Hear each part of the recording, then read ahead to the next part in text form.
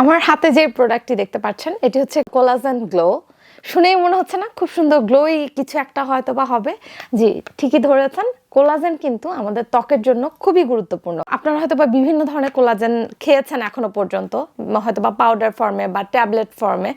এটার বৈশিষ্ট্য হচ্ছে এটা লিকুইড, যেটা আপনার পানির সাথে খেতে হবে।